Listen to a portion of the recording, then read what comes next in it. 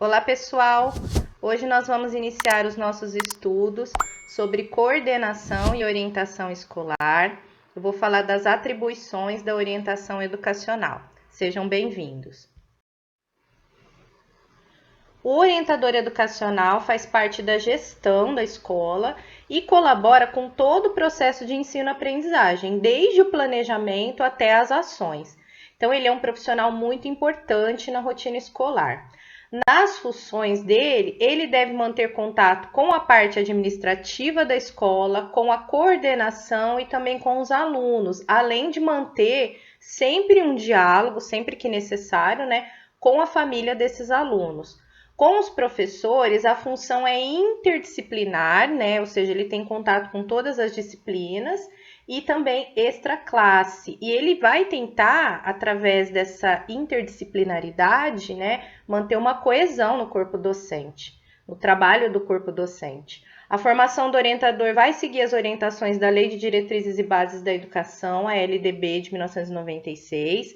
Essa lei, ela vai ditar ali a qualificação para os profissionais da educação e entre esses profissionais está o orientador, né? Então, ele vai ser formado em pedagogia. Hoje nós temos dentro do curso de pedagogia uma formação tanto para a docência quanto para a gestão e os cargos ali dentro da gestão, coordenação, supervisão, orientação, né? Então, ele vai seguir essa formação de todos os pedagogos. Entre as funções do orientador está ajudar no diálogo e na coesão da instituição familiar, escolar e administrativa. Então, ele funciona como uma colinha, né? Que vai juntar a parte administrativa com a família, com os professores e com os outros funcionários da gestão. Ele vai diagnosticar e identificar os problemas da escola através da análise institucional e pedagógica. Então, a análise institucional é o funcionamento da escola, né? E a pedagógica, como é que estão sendo desenvolvidas as aulas. E ali ele vai identificar problemas, o porquê desses problemas e vai tentar solucionar. Ele precisa estar atento às dificuldades de aprendizagem, fazendo o possível para orientar professores e gestão em relação a elas. Então, são muitas as dificuldades escolares, né? E o orientador precisa estar atualizado sobre essas dificuldades e como lidar com elas, como intervir. Ele vai investigar, pesquisar e estudar diferentes teorias, metodologias e práticas pedagógicas. Tem que ser uma pessoa não só qualificada, mas também muito bem informada e atualizada. Estar aberto aos alunos nos aspectos pedagógicos, né, e também nos picos psicossociais. Então, ele é o orientador, ele tem que manter a porta aberta ali para receber o aluno, para tentar resolver suas dificuldades e também estimular suas habilidades.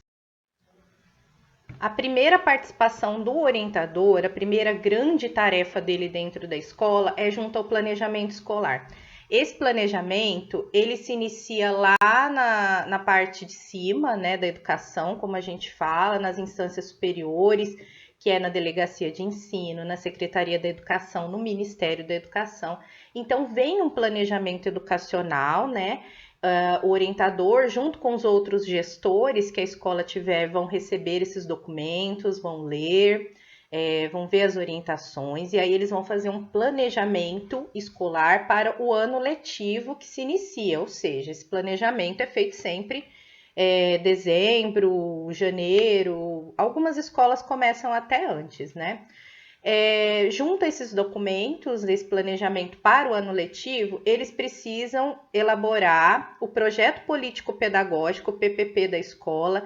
Este projeto, ele é feito logo no início do funcionamento da escola, porque sem esse documento a escola não funciona, é um dos requisitos, né?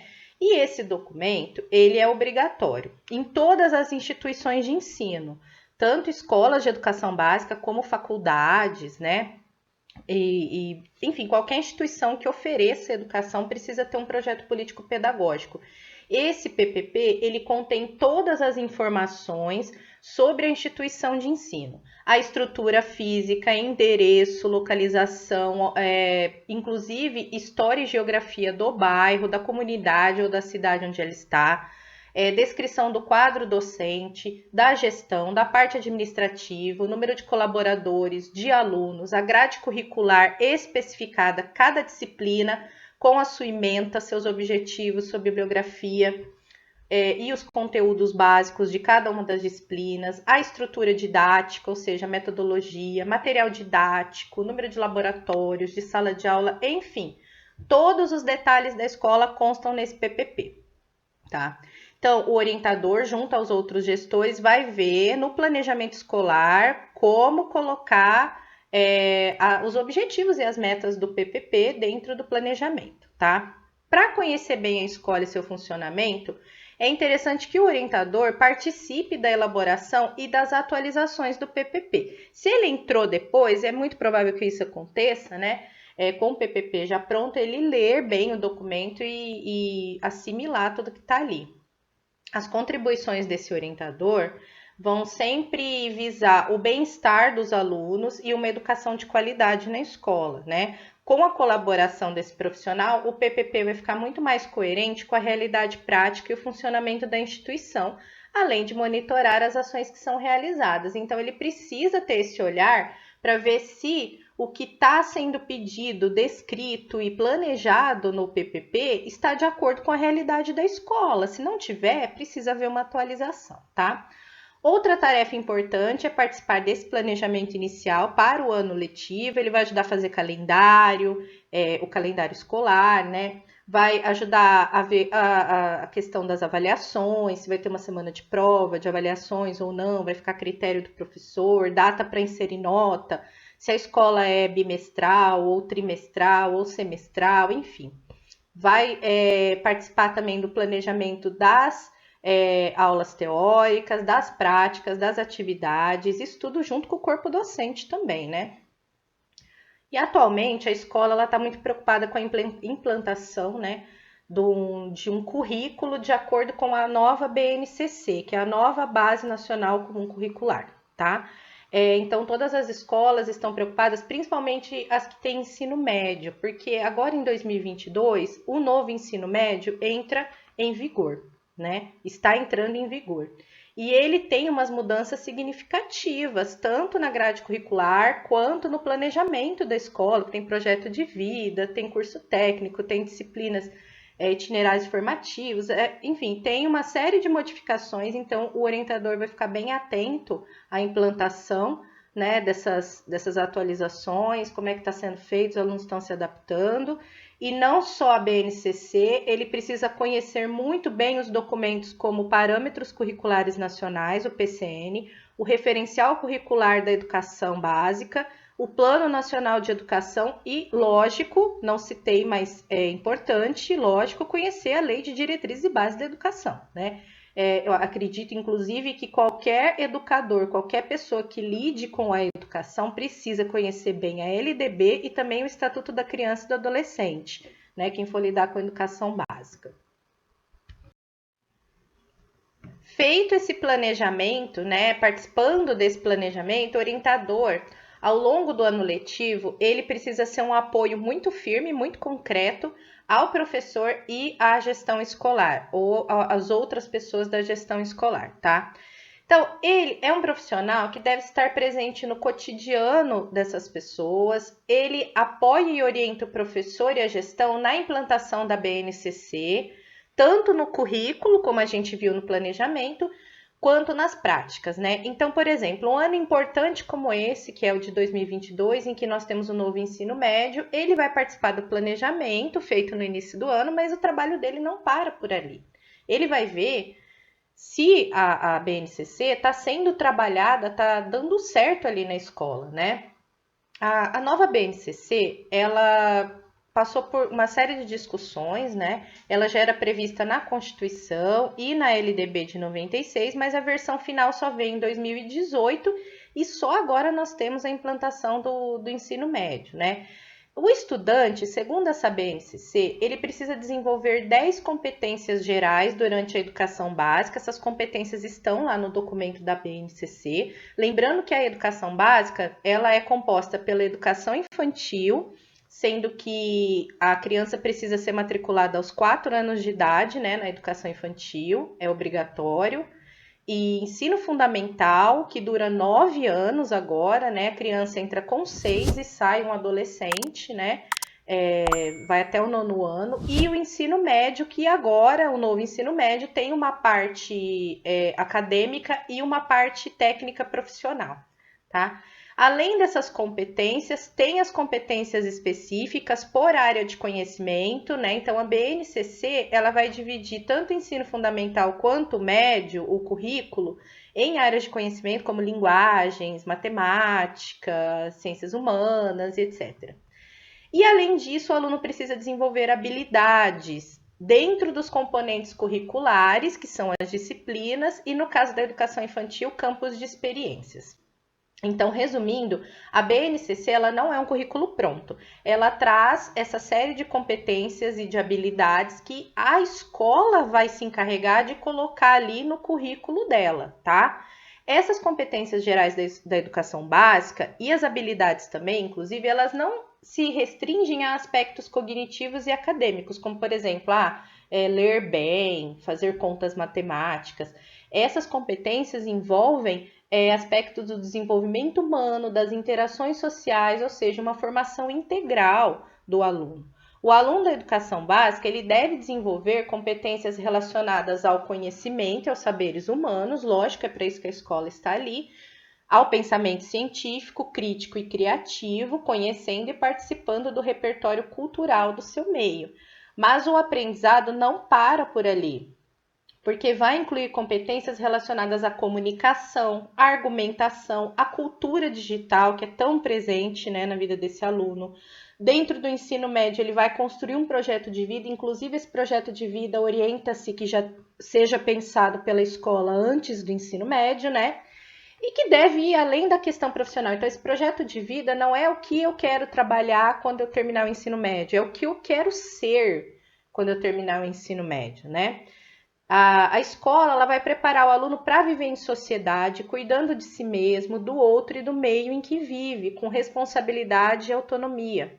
Sim, a gestão, o orientador e os professores têm a função de planejar e de implantar um currículo adequado ao desenvolvimento dessas competências que a BNCC fala e das habilidades dentro dos componentes curriculares, assim como promover práticas de ensino que sejam contextualizadas, né? A BNCC fala muito disso, que a aprendizagem precisa fazer sentido para o aluno e também sejam atuais, né? Principalmente quando a gente fala de tecnologia, de novas tecnologias.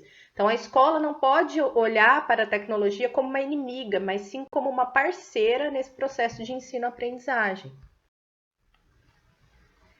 E a terceira área de atuação, e não menos importante, muito pelo contrário, é o orientador junto aos alunos. Ele precisa ser uma referência para esse aluno e uma referência positiva. Então, o aluno precisa saber que se ele tiver alguma dificuldade, tiver um pouco perdido, ele pode procurar o orientador. Se ele tiver intenção de desenvolver alguma habilidade, trabalhar algo extracurricular, ele pode procurar o orientador, enfim, é uma referência para o aluno. Então, ele precisa estar aberto ao diálogo, ter empatia por questões psicoemocionais, que principalmente agora, pandemia e pós-pandemia afetam muito, né, no aprendizado dos alunos e também no trabalho dentro da escola. Precisa saber lidar com elas, né, com essas questões, atentando para as interações sociais na escola. Então, o orientador, ele precisa ser um elemento ali que não vai julgar, que não vai criticar em excesso, que vai procurar sempre uma saída construtiva, né, para as dificuldades. Então, ele precisa estar atento a essas dificuldades dos alunos e saber lidar com elas de uma maneira eficiente. Para isso, a formação precisa atender os seguintes aspectos. Como eu já disse, o orientador ele é formado em pedagogia, né? Mas, além disso, ele precisa conhecer bem as dificuldades de aprendizagem, assim como as teorias para intervenção pedagógica. Então, ele precisa saber lidar com dislexia, com descalculia, com transtornos globais de desenvolvimento, com as deficiências. Ele precisa estar atento a qualquer tipo de dificuldade que o aluno tenha, ansiedade, sinais de depressão, qualquer dificuldade que atrapalhe o desenvolvimento e a evolução do aluno na escola. Para isso, tem que ler, tem que estar atualizado, né? Conhecer técnicas e estratégias adequadas a esses casos, né, dificuldades. Então, se eu estou com um aluno com sinais de ansiedade, para quem que eu vou encaminhar? Como que eu vou... Chamo o coordenador e falo como que nós vamos abordar isso junto aos pais, aos familiares, né? Acesso a uma correta instrumentação de avaliação. Então, não se basear no achismo, né? Eu acho que aquele aluno tem problema. Não, pega ali instrumentos padronizados, efetivos, que já foram testados pela ciência. Se não souber, encaminha, né? Encaminha para um profissional que saiba. Trabalho baseado no diálogo, na cooperação e na empatia, né? Sem autoritarismo. E, claro, manter sigilo, ética em relação ao que acontece dentro da sua sala, né? Na conversa com o aluno, com os pais ou com o professor, e dentro da escola, né? E ter uma educação continuada e uma contribuição à comunidade com pesquisas. Então, ele precisa divulgar o que ele aprende também, né? Não guardar só para si.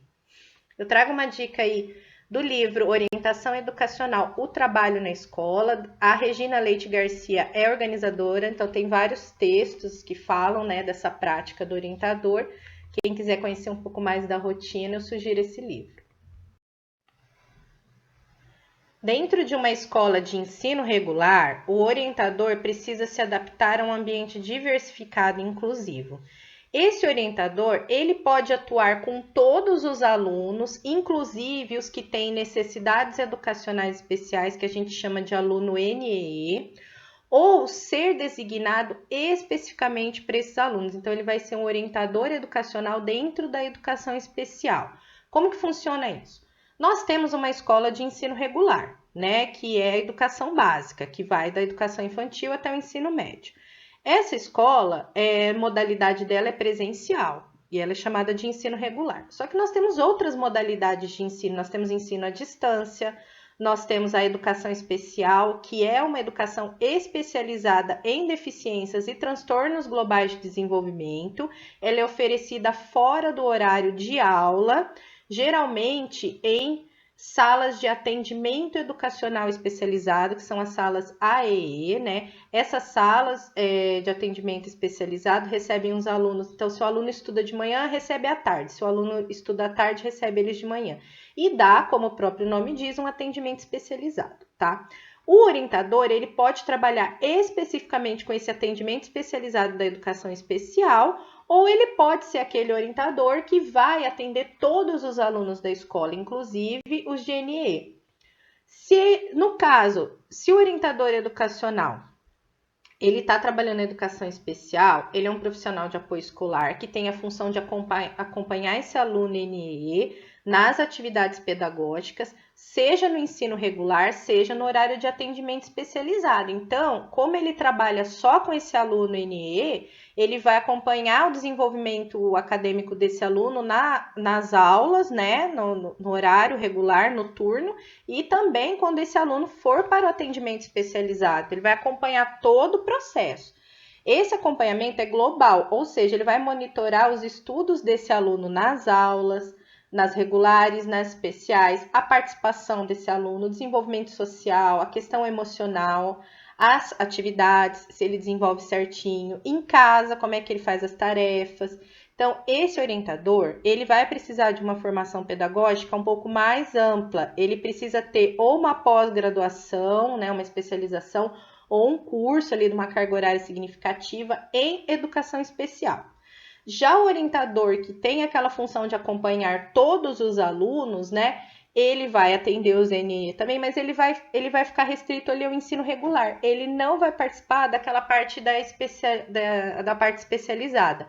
Lógico que ele pode receber informações, inclusive a gente aconselha, né, que a escola de ensino regular tem esse fluxo de informações entre as aulas especializadas e as aulas regulares, né? Então, isso acaba que o orientador sabe também, mas ele não participa desse processo, ele vai ficar só ali no turno mesmo, né? E aí ele pode ser formado somente em pedagogia, não precisa da especialização. Para finalizar, é importante dizer que a orientação escolar, ela se dá de forma integral. Então, o orientador, ele é um profissional presente em todas as etapas da vida escolar dos alunos. Geralmente, quando ele trabalha com ensino fundamental, por exemplo, ele vai ver aquele aluno entrando com 6 aninhos e saindo só lá no final do ensino fundamental com 14 anos. Se a escola tem ensino médio, vai ver o aluno dos 6 aos 17 anos, é muita coisa. Então, mesmo que ele não atenda esse aluno em todas as etapas, ele vai conhecer, ele vai estar presente, né, na vida desse aluno. Então, ele conhece as atividades, as personalidades, ele vai zelar pela segurança e o bem-estar deles na escola. O orientador, ele vai ajudar na integração entre os alunos, mediando os conflitos, mantendo a gestão informada sobre as questões psicossociais dos estudantes. Então, o aluno, como eu disse, ele precisa encontrar a porta aberta do orientador para ir lá na sala dele, né, desabafar. E às vezes tem algum conflito dentro de uma sala de aula, o professor manda isso para a sala da orientação para ver como resolver. Então, o diálogo entre alunos e orientador, e entre esse orientador e os outros agentes da escola, é fundamental para uma adaptação completa dos alunos à rotina escolar. Principalmente agora que a gente vive uma situação de retorno às aulas presenciais depois de um certo tempo, né? Com aulas online por causa da pandemia. Então, todos os problemas e questões sobre a convivência dentro e fora da sala de aula podem ser observados pelo orientador. E, em conjunto com a gestão, eles elaboram estratégias para melhorar as relações e as ações nesses ambientes de classe ou extraclasse. Então, a colaboração do orientador educacional nesse aspecto é indispensável, já que ele conhece os alunos e tem uma visão global da escola. É importante que eu faça uma aspas aqui para dizer o seguinte: o orientador, ele atua extra classe, tá? Fala assim, mas se acontece algum problema, algum conflito dentro da sala de aula, o professor manda para o orientador. Sim, mas mesmo que tenha iniciado ali dentro da sala de aula, é extra classe. O orientador, ele não tem como função intervir no trabalho do professor, tá? Então, ele não passa desse limite, ele não adentra a sala de aula. Nós temos outros profissionais para isso, nós temos monitores, nós temos o supervisor de ensino, a própria coordenação pode fazer isso. Agora, o orientador não. O orientador, mesmo que ele resolva problemas da sala de aula, isso tem que ser feito fora ali da sala de aula para não atrapalhar a aula e o trabalho do professor e também para não intervir, certo? Então, continuando. Tanto para alunos novos como para os mais antigos, o orientador é importante para informar sobre a estrutura da escola e as suas regras. Ele também acolhe os alunos que tenham algum tipo de problema na adaptação e auxilia na medida do possível. Ser um orientador escolar é cooperar para que a escola funcione bem, então ele vai ter diversas tarefas colaborativas para que tudo ali seja executado de forma correta, tá? Além dessas funções, o orientador que for trabalhar, por exemplo, na etapa da educação infantil, vai ser muito importante no trato e no cuidado das crianças, priorizando sempre a segurança. Então, ele vai ter aquele olhar pedagógico assim global, atento a tudo, à estrutura, ao bem-estar, vai organizar espaços, cronogramas, regras, tudo certinho para o desenvolvimento da criança, né? Então, como nós vemos, o orientador, ele é uma figura onipresente no cotidiano escolar, acompanhando todos os aspectos do processo de ensino-aprendizagem. E aí, tudo bem? Estou passando apenas para deixar um recado bem rápido para você que acabou de ver essa aula e que gostaria de assistir a todas as aulas desse curso. É bem fácil, basta você clicar no link que está na descrição deste vídeo ou acessar www.novacursos.com.br. Fazendo sua matrícula em nosso site, você terá acesso a todas as aulas desse curso e mais centenas de outros cursos, além de poder fazer avaliação. E caso você queira, poderá estar adquirindo o certificado com um valor bem acessível. Esse foi o recado que eu queria dar, aguardo sua matrícula. Até breve!